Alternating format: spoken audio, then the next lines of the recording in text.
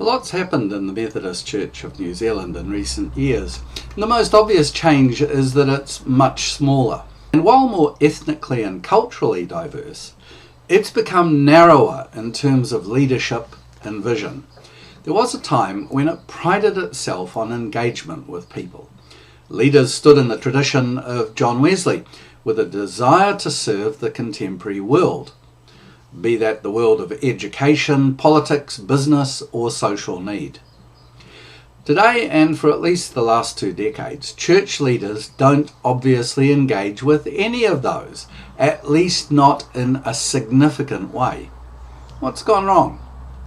Our colonial past may reveal some clues. The controversies about Charles Darwin and the theory of evolution in the 19th century might seem very remote from us, but it's that one debate which won't go away. Politics goes through its cycles, as does business. Education becomes more universally relevant. Communication gets ever easier. But the clash of 2 great systems of thought, the Church's doctrinal theological system of creation, fall and redemption, and science's alternative explanation of evolution to explain the emergence of life on Earth, has remained a constant problem. In the early 1860s in Christchurch, a remarkable group, the Canterbury Philosophical Institute, gathered to debate and discuss these very things. The 3 names, Morehouse, von Haast and Butler, are important. Morehouse was the 2nd superintendent of Canterbury Province from 1857 to 63. He hired Julius van Haast to survey a proposed rail tunnel between Christchurch and Lyttelton.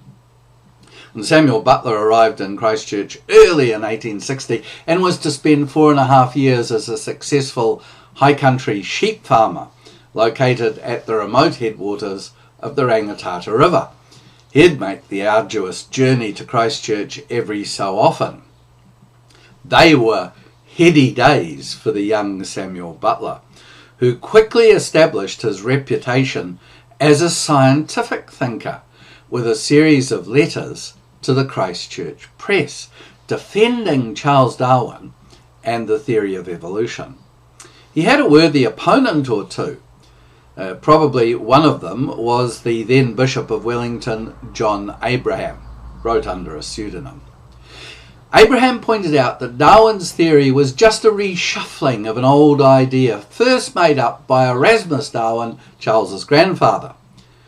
Now, that one line made a very deep impression on Samuel Butler. It sowed a seed of doubt, not about evolution as a fact, but rather Darwin's shaping of it. All that was to emerge much later on. In the meantime, Butler found himself at the heart of intellectual thought in Canterbury Province, and he relished it. He regarded Morehouse as, quote, one of the finest men whose path I ever crossed, unquote. The friendship didn't survive. Some years on, Butler called in a mortgage owed to him by Morehouse. It ruined Morehouse financially, and Butler came to deeply regret his actions. But the friendship with von Haast endured. Von Haast was both a geologist and paleontologist, who was eventually elected FRS, Fellow of the Royal Society. He was awarded numerous honours from European universities, while Germany made him a knight, as did Britain a little later. He remained Butler's friend even when Butler became the pariah of the English scientific establishment.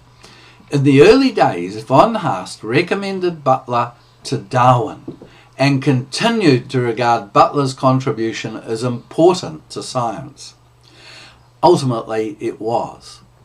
But let's leave early colonial Canterbury and Samuel Butler, the Squire of Mesopotamia Station, and get an overview of what was happening.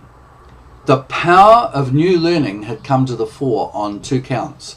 First, there was the new account of how life changes and develops, evolution. Second, there was the new account of how the Bible changed its views and developed, which we talked about in the previous episode. Conventional Christianity wasn't yet stopped in its tracks, but these new accounts began to be taught everywhere. They were unstoppable, and that's the constant that's remained. Why? Because they conveyed more truth than the old accounts. But of course you can't turn Christianity around overnight. It too had its share of truths to tell. But the stage was set for the war of myths, which still wages away today. And later in the year in Kiwi Connection, we'll explore these in a new video series, Genesis and Science.